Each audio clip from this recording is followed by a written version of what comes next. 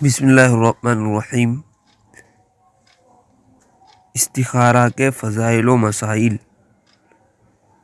استخارہ کا مطلب کیا ہے؟ استخارہ یعنی کسی معاملے میں خیر اور بھلائی طلب کرنے کو استخارہ کہتے ہیں۔ استخارہ کی فضیلت۔ بندہ ناقص علم ہے، وہ اپنے علم کے مطابق بسا اوقات کوئی کام کرنا چاہتا ہے اور اس کا انجام اس کے حق میں اچھا نہیں ہوتا۔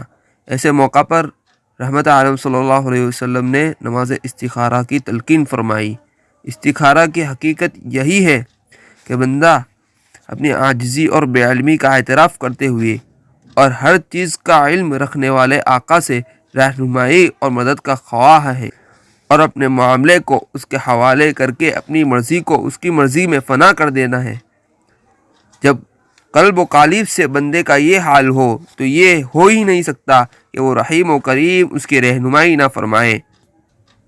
اور ایک حدیث میں آیا ہے، استخارہ کی فضیلت کا اندازہ اس بات سے بآسانی لگایا جا سکتا ہے کہ اس کے ذریعے بندہ اپنے پروردگار سے کسی کام میں رہنمائی حاصل کرنے کا سوال کرتا ہے، اس کام میں بہتری اور انجام خیر کی استدعا کرتا ہے۔ سیدنا سعد بن ابی وقاص رضی اللہ تعالیٰ عنہ سے روایت ہے کہ رسول اللہ صلی اللہ علیہ وسلم نے فرمایا، اللہ تعالیٰ سے استخارہ کرنا اور اس کے فیصلے پر راضی ہونا انسان کی خوش بختی، جبکہ اللہ تعالیٰ سے استخارہ نہ کرنا اور اس کے فیصلے پر راضی نہ ہونا انسان کی بدبختی کی علامت ہے۔ اور ایک اور حدیث میں ہے، حضرت جابر رضی اللہ تعالیٰ عنہ سے روایت ہے کہ حضور صلی اللہ علیہ وسلم ہم کو اہم کاموں میں اس طرح استخارہ تعلیم فرماتے تھے جس طرح قرآن پاک کی صورتوں کو یاد کراتے تھے، اور فرماتے تھے کہ جب تم میں سے کوئی اہم کام کا ارادہ کرے تو 2 رکعت نفل پڑھے، پھر یہ دعا پڑھے۔ اور حضرت انس رضی اللہ عنہ سے فرمایا کہ اے انس، جب تم کو کوئی امر تردد میں ڈال دے تو اپنے رب سے استخارہ کرو اور 7 مرتبہ استخارہ کرو، پھر دل میں جو بات غالب آ جائے اسی میں خیر سمجھو۔ استخارہ کا طریقہ۔ استخارہ کے لیے انسان کا پاک صاف ہونا لازم ہے۔ رات سونے سے پہلے 2 رکعت نماز نفل استخارہ کی نیت سے ادا کرے۔ نفل اس طرح ادا کرے کہ پہلی رکعت میں سورہ فاتحہ کے بعد سورہ کافرون پڑھے اور دوسری رکعت میں سورہ فاتحہ کے بعد سورہ اخلاص پڑھے۔ نفل ادا کرنے کے بعد استخارہ کی دعا عربی میں پڑھے۔ دعائے استخارہ میں جب یہ لفظ آئے ھذا الامر تو اس جگہ اپنی حاجت سوچے یا نام لے۔ ھذا الامر دعائے استخارہ میں 2 بار آتا ہے، اس لیے 2 دفعہ اپنی حاجت کا سوچے یا نام لے۔ اس کے بعد قبلے کی طرف منہ کر کے سو جائے۔ انشاءاللہ جس نیت سے دعائے استخارہ پڑھی تھی اس کام کے بارے میں خواب میں اشارہ ہو جائے گا۔ اگر کوئی ایسا خواب نہ آئے تو استخارہ دوبارہ کرے۔ استخارہ کا عمل 7 دن تک مسلسل کرتے رہے۔ فائدہ: کسی خواب کا نظر آنا یا کسی آواز کا سنائی دینا ضروری نہیں۔ اسی طرح دوسروں سے استخارہ کرانا ثابت نہیں۔ دوسروں سے مشورہ لینا سنت ہے۔ حدیث پاک ہے، جو مشورہ سے کام کرتا ہے نادم نہیں ہوتا۔ نادم یعنی شرمندہ، اور جو استخارہ کر کے کام کرتا ہے وہ نامراد نہیں ہوتا۔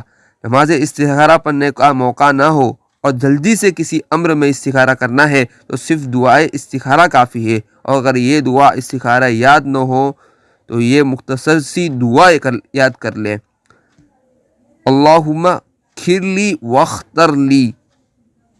اور استخارہ دعا یہ ہے، اللہم انی استخیرک بعلمک واستقدرک بقدرتک واسألک من فضلک العظیم فإنک تقدر ولا اقدر وتعلم ولا اعلم وانت علام الغیوب۔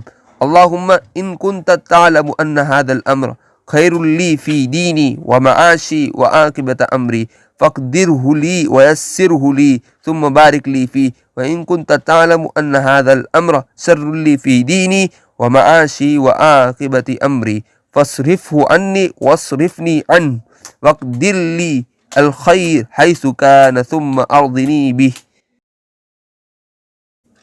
بہتر یہ ہے کہ یہ عمل مسلسل 7 دنوں تک کرے، اس کے بعد جس طرف دل کا رجحان ہو وہ کام انجام دے ڈالے۔ استخارہ خود کرنا مسنون ہے، دوسروں سے کرانے کی ضرورت نہیں۔ استخارہ کا مسنون طریقہ باقی اگر کسی دوسرے نیک آدمی سے کرائے تو شرعاً اس کی بھی گنجائش ہے، کیونکہ یہ بھی مثل دعا کے ہیں اور دعا کرانا دوسروں سے بھی ثابت ہے۔ اگر دوسرا نیک شخص اللہ تعالیٰ سے اخلاص کے ساتھ یہ عمل کرے لیکن اس کا دل مطمئن نہ ہو تو وہ اس کا اظہار کر سکتا ہے۔ یہ غیب کی خبر دینا نہیں ہے، یہ تو ایک مباح امر میں دل کے رجحان کا اظہار ہے۔ اس میں شرعاً کوئی حرج نہیں ہے کہ آدمی تجربہ کے بنیاد پر کوئی مشورہ دے دے۔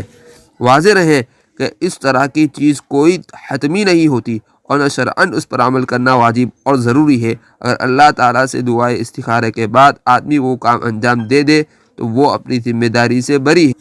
اللہ تبارک و تعالیٰ ان باتوں پر اور ان حدیثوں پر عمل کرنے کی توفیق عطا فرمائے۔